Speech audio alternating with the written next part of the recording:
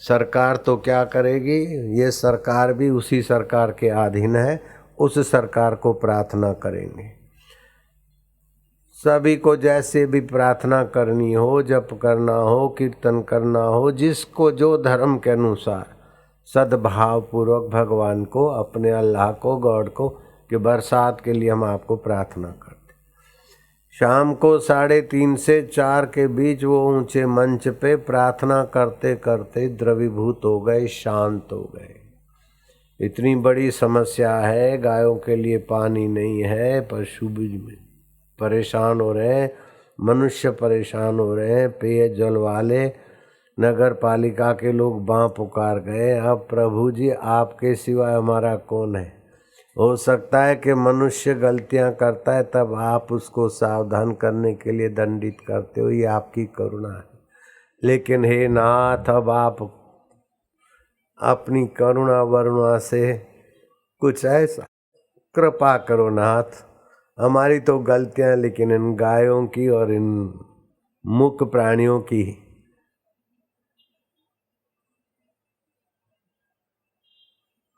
दुआई से, और हम आपके हैं महाराज, जैसे तैसे हैं। छोरा को छोरा होता है, मावतर को मावतर नहीं होता है। हे देव, हे हरि, जो हरदम रहे, हर दिल में रहे, हर देश में रहे, हर काल में रहे, हर समय में रहे और हर समस्याओं को हरने में समर्थ है, वो हरि, मैं आपकी शरण हूँ। हरि ओम। ओम। प्रभु जी प्रार्थना करते करते शांत हो गए। कैसी भारी समस्या हो, अपने तरफ से प्रयत्न करो, लेकिन वो समस्या भारी है तो टैंकर रेड स्टोन लेक सूख गया, टैंकर थक गए, अब समस्या भारी है। प्रार्थना करते करते मुख्यमंत्री शांत हो। 2-4 बार प्रार्थना करते करते शांत हो जाओ तो आपकी प्रार्थना बिल्कुल गहरे में जाती, और सारी प्रकृति का जो आधार परमेश्वर है, उसका संकल्प आपके मनोरथ को पूर्ण करने में सक्षम है। रात को 10 बजे आसमान घिर गया, लोग ने बोला ये क्या है, बरसात की ऋतु चली गई, फिर बरसात संभव तो नहीं है। लेकिन मेघ गरजने लगा, बिजली चमकने लगी और बड़ी बड़ी बूंदें ऐसी बरसी कि सुबह होते होते रेड स्टोन लेक ओवरफ्लो। देने वाला देने पाए तो लेंदा थक पाए, ऐसा बरसे, बड़ी बड़ी बूंदें ऐसी बरसे मद्रास की सड़कों पर नावें चलानी पड़ी। 1956 में वहाँ का रिकॉर्ड देख सकते। बोलो, एक राजनेता भी भगवत प्रार्थना से वृष्टि करा सकता है। जीव में कैसी शक्ति! क्यों कि राजनेता हो चाहे भक्त हो, नादोन का हो चाहे ज्वालामुखी इलाके का हो, लेकिन है वास्तव में भगवान के। जो भगवान का होकर भगवान को प्रार्थना करता है, उसकी प्रार्थना भगवान सफल कर देते। तो कोई भी समस्या हो तो अपने तरफ से प्रयत्न करो, लेकिन चिंता न करो। मैं चिंता क्यों करूं? जिसने मेरे जन्म से पहले माँ के शरीर में दूध बना लिया, वो मेरे प्रभु तो है ना। मैं प्रयत्न करूंगा, बाकी तो तेरी कृपा होगी। ऐसे करके निश्चिंत रहो। निश्चिंतता नहीं आती, चिंता से डायबिटीज की बीमारियां बनती, चिंता से हाजमा खराब हो जाता है, चिंता से चेहरा बंधा हो जाता है, बुद्धि मारी जाती है। तो चिंता मिटाना है तो हे भगवान, जैसे बच्चा परेशान होता तो माँ माँ माँ माँ, हे प्रभु ओम ओम हरि हरि, हे प्रभु ये चिंता आई है। जैसे घर में कुतिया घुस जाए तो क्या करते हो? घर छोड़ के भागते हो क्या? है? और उसका पतिदेव भी आ जाए तो, और उसके बाल बच्चे भी आ जाए, कुतिया उसका पति उसके बाल बच्चे, तो आप घर छोड़ के भाग जाओगे? नहीं। ऐसे हरि ओम ओम ओम ओम ओम ओम ओम ओम, प्रभु जी ओम ओम ओम ओम ओम ओम, दादाजी ओम ओम। अब चिंता हो रही महाराज, ओम ओम ओम ओम। चिंता को भगाने का सुंदर उपाय मिल गया आपने को। दिन में 2-4 बार ऐसा करो। मैं तो हाथ जोड़ के प्रार्थना करता हूँ, बहुत फायदा होगा। होगा कि नहीं होगा? चिंता भगाना जान लिया है, अब दुख भगाना जान लो। ये तो चिंता भगाने की बात जान ली, अब दुख भगाना जान लो। दुख होता है चाही हुई चीज न मिले, उससे दुख होता है, अथवा चाही हुई चीज चली जाती है, उससे दुख होता है। अपमान से दुख होता है, बीमारी से दुख होता है। अनुकूलता में सुख होता है और प्रतिकूलता में दुख होता है। जो हम नहीं चाहते वो होता है तो दुख होता है, और जो हम चाहते हैं वो मिटता है तो दुख होता है। ठीक है ना? हम चाहते इज्जत आबरू और बदनामी हो रही तो दुख हुआ, हम चाहते जरा सुविधा असुविधा हुई तो दुख हुआ। तो जब दुख हुआ तो बाहर की घटना हुई, अंदर में दुख का भाव आया। उस समय देखो कि बाहर की घटना प्रतिकूल हुई, मन में दुख का भाव आया है। अब मैं दुखी हूं ऐसी बेवकूफ़ी मनाएंगे तो दुख गहरा जाएगा। और मैं दुख को जानने वाला हूं। दुखद अवस्था आती है सावधान होने के लिए, सतर्क होने के लिए, विवेकी होने के लिए, वैराग्यवान होने के लिए, बुद्धिमान होने के लिए। दुख अवस्था दुखी होने के लिए नहीं आती। मैं दुखी हूँ और दुखी अवस्था में डूबना ये मूर्खता है।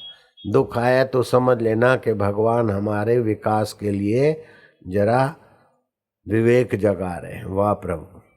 सुख आए तो सुख में डूबना नहीं।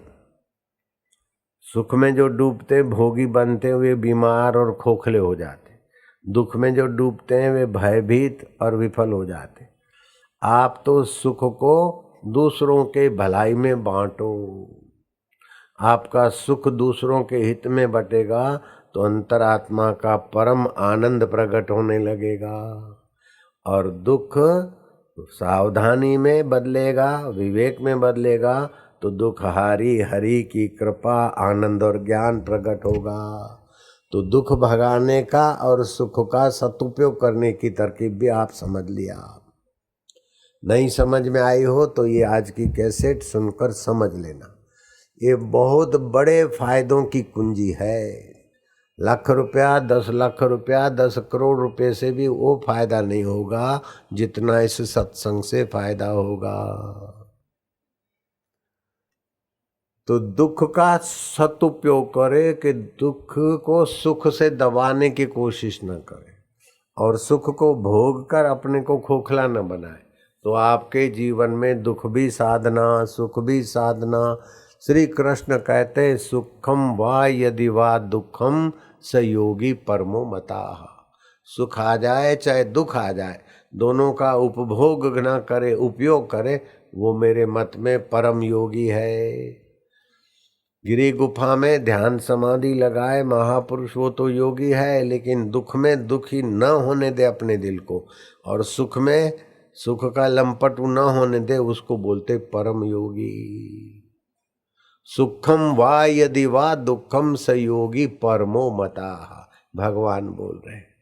तो आप परम योगी हो सकते हैं व्यवहार में भी। इसीलिए त्यागी साधुओं में नाम लो तो सुखदेव जी महाराज का पहला नंबर आता है। इतने महान त्यागी, साधुओं में इतने विरक्त, सुखदेव जी का पहला नंबर आता है। लेकिन सुखदेव जी को ब्रह्म ज्ञान हुआ गृहस्थी जनक की कृपा से। लो, क्योंकि सुख दुख में सम रहते थे। वो तो एकांत में सम रहे, लेकिन यहाँ तो विषमता में सम रहे। बहुत बड़ी भारी बात है।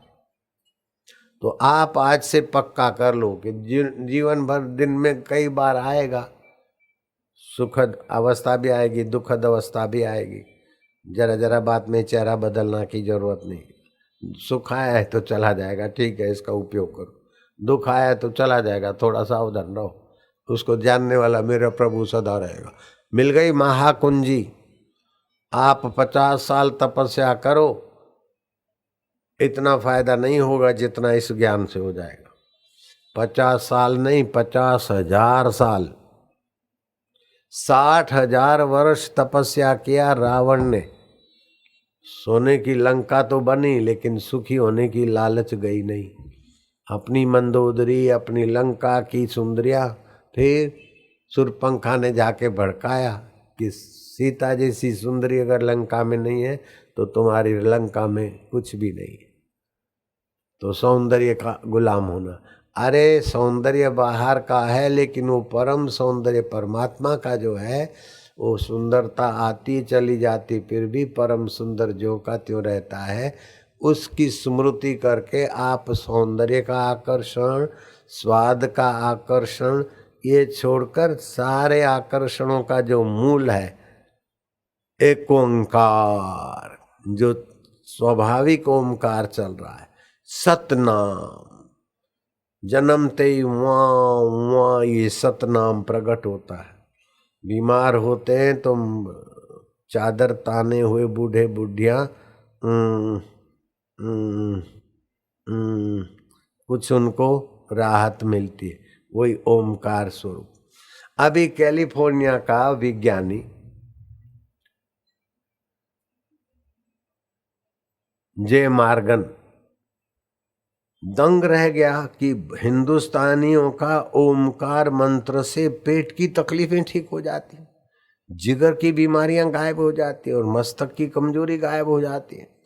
उसने ओमकार थेरापी के सेंटर खोले कैलिफोर्निया में, बॉस्टन में, न्यूयॉर्क में, और उससे कई मरीजों को ठीक किया। ओमकार जप की महिमा उन्होंने थोड़ी जानी, लेकिन ये पूरी महिमा नहीं जानी। ओमकार मंत्र केवल पेट को, जिगर को और दिमाग को ही ठीक करे ऐसा नहीं है। ओमकार मंत्र जपने से 19 आध्यात्मिक शक्तियां और आदि देविक 15 शक्तियां, ऐसे 34 शक्तियां जापक के जीवन में प्रकट होने लगती है। रक्षणी शक्ति, गति शक्ति, कांति शक्ति, उज्जवल आभा प्रभाव, प्रीति शक्ति, उसके हृदय में भगवत प्रेम, लोगों के मंगल का प्रेम, तृप्ति शक्ति, अपने आप में तृप्त रहना, अवगमन शक्ति, दूसरे के मनोभावों को जानना, प्रवेश अवंती, दूसरे के हृदय की गहराई में जाना, अपने दिल में बैठे बैठे दूसरे के दिल की बात को समझना, श्रवण शक्ति, सूक्ष्म सूक्ष्म रहस्यों को समझना, नियामक शक्ति अर्थात दुष्टों को दमन और सज्जनों की सेवा आत्मबल से करना, याचना शक्ति, जो प्रार्थना करे उसकी मनोकामना पूर्ण करने वाली शक्ति। इसीलिए तो अपन लोग साधु संतों को बाबा दुआ करो, आशीर्वाद करो, लेकिन ब्रह्मज्ञानी संतों को तो ये भी नहीं कहना चाहिए आशीर्वाद करो। चंद्रमा को बोल दे चांदनी दो, सूरज को बोले रोशनी दो, गंगा जी को बोले पानी दो तो बेवकूफ़ है। ऐसे ही ब्रह्मज्ञानी संत की तो वाणी, दृष्टि, उनकी उपस्थिति आशीर्वाद हो जाती है। तो उनकी कैसी शक्तियाँ ओमकार के साधना से विकसित होती है। तो तुम भी करो रोज 10-15 मिनट, 15 मिनट, फिर 20 मिनट, फिर चलते फिरते सुमरण, तुम्हारी भी ये 19 और 15 34 शक्तियाँ जाग सकती। आपने मथुरा वृंदावन नाम सुना है? मथुरा वृंदावन के सड़क पर, मथुरा से वृंदावन जा रही थी फियाट गाड़ी और लगी जोरों की टैंकर की टक्कर। 2 बेटे मर गए, पति मर गया, ड्राइवर मर गया, माई को रीढ़ की हड्डी में और पैर में चोटें लगी, फ्रैक्चर हो गया। लेकिन एक गोद लिया हुआ मासूम लड़का जो किसी झोपड़पट्टी वाली का था, वो मर गई थी और उस बच्चे को पालने की सेवा करती थी। वो बच्चे को कुछ नहीं लगा। बाई आगरा नाम सुना होगा तुमने, आगरा के अस्पताल में 1 साल के लिए बिस्तर पर उठना मना, बैठना मना, चलना तो संभव ही नहीं। लोग सुनकर आते थे लेकिन वो हंसते हंसते बोलते इसमें क्या है। दुखद अवस्था तो आई है लेकिन मैं दुखी हूँ ऐसी बेवकूफ़ी अब मेरे पास नहीं रही। पति की लाश देखी उस समय मैं दुखी होकर पागल हो सकती थी। बच्चों की लाश देखी उस समय मैं दुखी हूँ अब मेरा क्या होगा ऐसा करके मैं परेशान हो सकती थी। लेकिन मेरे को सत्संग की कुंजी मिल गई। पति की लाश देखकर मैंने कहा कि जो मर गया है वो आपका शरीर है, आप अमर हैं। बेटों को भी कहा बेटे ये लाश शरीर की है तुम्हारी नहीं। तुम अमर हो, ओम ओम चैतन्य हो, ओम ओम, ऐसे उनकी सदगति करी। और मेरे को पीड़ा होती है तो शरीर को होती है, दुख होता है तो मन को होता है, इन दोनों को मैं जानने वाली आत्मा हूँ, ऐसा सत्संग मैंने सुना। मैं दुख में डूबने से बच गई। अगर सत्संग की बात नहीं मिलती तो उन चारों की लाशें देखकर मेरी भी लाश वहीं हो जाती। तो बोले तुम तो सत्संग किए हो, फिर तुम्हारे को इतनी मुसीबत आ रही। बोले मुसीबत और अनुकूलता प्रतिकूलता तो सृष्टि के क्रम में आती है, लेकिन सत्संगी अनुकूलता का भोगी नहीं होता, प्रतिकूलता का भोगी नहीं होता। वो दोनों को साधन बनाकर योगी बन जाता है। सुखम वा यदि वा दुखम स योगी परमो मता। ये हो गया। अरे कोई बात नहीं, गुजर जाएगा, प्रयत्न करो, ठीक है, सब सपना है। बचपन में जैसा दुख आता था और क्या होगा, अभी देखो तो मार्क कम आए तो परेशान हो रहे थे, और अभी क्या होगा, बीत गया। वैसे ही शादी के दिन बैंड बाजे बज रहे, यूं बन रहे, दुल्हन बन रही है, मेहंदी रची हाथों में, ये हो गया। अब वो दिन देखो तो स्वप्न। अभी नानी आंटियां होके बैठी हो, वो दिन भी थे ना, कुंवारी कन्याएं थी और ये समझा कि बस अब तो बस सुख के दरिया में जाएंगे। अब देखा तो दुख का दरिया है संसार। कबीरा यह जग आए के बहुत से कीने मीत, जिन दिल बांधा एक से वे सोए निश्चिंत। एक रब से दिल बांधो, दुख आए तो जाएगा, सुख आया तो जाएगा, बीमारी आई तो जाएगी, बचपन आया तो गया, जवानी आई तो जा रही है, बुढ़ापा आएगा तो गया, मौत भी आएगी तो भी चली जाएगी, फिर भी आत्मा अमर है। ओम ओम ओम ओम ओम ओम ओम ओम ओम ओम। हरि ओम ओम प्रभु जी, ओम ओम प्यारे जी, ओम ओम मेरे जी, ओम ओम दाता जी, ओम ओम ओम आनंद देवा, ओम ओम। तो चिंता को, दुख को मिटाकर निश्चिंतता और परम योग की बात आप समझ लिया। योगी नहीं, परम योग। अब तीसरी बात भगवान अर्जुन को बोलते, माम अनुस्मर युद्धस्व, मेरा सुमरण कर और तू युद्ध कर। युद्ध जैसे घोर कर्म में भी मेरा सुमरण कर। तो आप सुबह नींद में से उठो, ओम शांति, ओम ओम ओम, ललाट में ओमकार को देखो, बुद्धि बढ़े। बच्चों को भी सिखाओ। और नाभि में ओमकार का ध्यान करने से निरोगता बढ़ेगी। प्रभु जी आप मेरे हो ना, मैं तुम्हारा हूँ। बच्चा माँ को या बाप को बोले आप मेरे हो, तो माँ बाप कितने खुश होते। ऐसे अंतर्यामी प्रभु को बोलो, प्रभु मैं जैसा तैसा तेरा हूँ। शरीर तो यहाँ मर जाएगा, लेकिन तेरा मेरा संबंध तो पक्का है, मैं तुम्हारा हूँ। सारी धरती के मंदिर में जाने का फल हो जाएगा, क्योंकि सदगुरु तत्व में जाओगे। तीर्थ नाए एक फल, संत मिले फल चार, सदगुरु मिले अनंत फल। अभी सदगुरु मिल रहा है, सदगुरु का सत्संग मिल रहा है, अनंत फल होगा। एक कहानी मैंने सुनी है कि एक बार स्वर्ग के दरवाजे पर लंबी कतार लगी थी। दरवाजा बंद था, लोग दरवाजा थप थपा रहे थे, खोलो खोलो स्वर्ग वाले देवदूत खोलो। देवदूत ने जरा सी खिड़की खोली, बोले क्यों चिल्ला रहे हो, कहाँ से आए हो? बोले धरती से आए। क्या कर्म किया? बोले मैं मुखिया था। मुखिया थे तो लोगों के दुख दूर करके भगवान में प्रीति किया कि ऐसे ही बड़ा आदमी दिखने के लिए मुखिया बना, जरा जांच करना पड़ेगा। बोले मैं मंत्री था तो लोगों का खून पीकर मौज करने के लिए मंत्री बना था, कि लोगों के आंसू पोंछकर मंत्रणा करके भलाई के लिए मंत्री बना था, वो देखना पड़ेगा। एक माई आई, बोले भाई मेरे को तो जाने दे बेटा, बोले माई तू क्या करती थी? बोले मैं 11 का व्रत करती थी और कभी 3 कन्या, कभी 5 कन्या, कभी 7 कन्याओं को मैं भोजन कराती थी। वो किसी की कन्याओं को भोजन कराती थी कि बेटी की कन्या और बेटे की कन्या और रिश्तेदार की कन्या? रिश्तेदारों को भोजन कराने का पुण्य नहीं होता। गरीब गुरबे लाचार मोहताज अथवा भगवान के भक्त साधक हो उनको होता है, जांच करना पड़ेगा। इतने में एक भाई आंसू बहा रहे थे, लकड़ी पर आए थे टेकी हुई। बोले भैया मैं तो इनके पीछे पीछे आ गई गलती से, तू मेरे को नरक में भेज दे, मुझे स्वर्ग में नहीं आना है, मैंने तो कुछ किया ही नहीं। हाँ, हमारे गांव में संत आए थे, उन्होंने बोला कि सुख भी स्वप्न है, दुख भी स्वप्न है, जानने वाला परमेश्वर अपना है। ऐसा ब्रह्म ज्ञान का सत्संग मिला, तब से तो मैं मौज में हूँ। अब तू मेरे को भले नरक में ही भेज दे।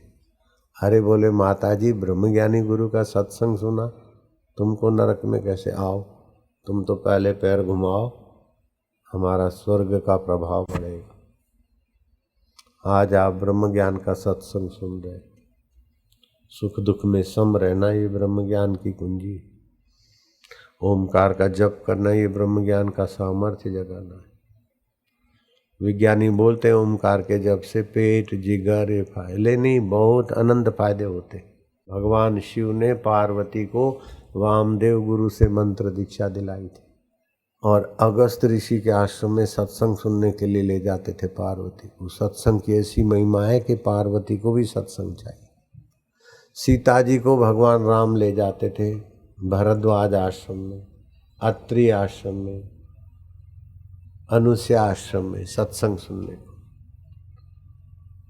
वशिष्ठ जी आश्रम में। श्री कृष्ण ने अर्जुन को भी सत्संग सुनाया। मैं आप सभी को भगवान शिव जी के तरफ से धन्यवाद दूंगा। मेरा धन्यवाद अकेले का छोटा है, लेकिन शिव जी के धन्यवाद से मैं अपना और सच्चे संतों का धन्यवाद मिलाकर सुनने और देखने वालों को देता हूँ। आप बोलना, शिव जी ने जो बोला है वो बोलना। शिव जी कहते हैं उनकी माता धन्य है, उनके पिता धन्य है, उनके माना जो सत्संग सुन रहे तुम्हारे, उनका कुल गोत्र धन्य है, जिनके हृदय में गुरु भक्ति है, कानों में गुरु का ज्ञान है। तो तुम्हारे माता पिता को धन्यवाद शिव जी के तरफ से मिल रहा है। समझ रही हो? आप समझ रहे हैं भाई साहब? तुम बोलना, धन्या माता पिता धन्यो, धन्या माता पिता धन्यो, गोत्रम धन्यम कुलोद्भव, गोत्रम धन्यम कुलोद्भव, धन्या च वसुधा देवी, धन्या च वसुधा देवी, यत्र स्यात् गुरु भक्ततः, यत्र स्यात् गुरु भक्त। पार्वती उनकी माता धन्य। उनकी माना किसकी? बोलो हमारी, जो सत्संग में बैठे हैं, जो सत्संग सुनते हैं, उनकी माता धन्य है। तो आप सत्संग में बैठे हो कि नहीं बैठे हो? कोई दूसरा बैठा है? सत्संग सुन रहे हो कि नहीं सुन रहे हो? तो अब शिव जी की बात मान लो, नहीं तो मार खाओगे।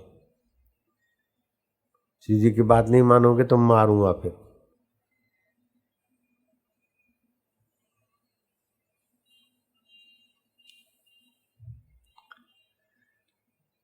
उनके कुल में जो जन्म लेंगे उनको भी शिव जी धन्यवाद देते, क्योंकि सत्संग सुनने से मन पवित्र होता है, बुद्धि शुद्ध होती है, रक्त के कण पवित्र होते, भगवान का नाम जपने से हमारे सप्त धातु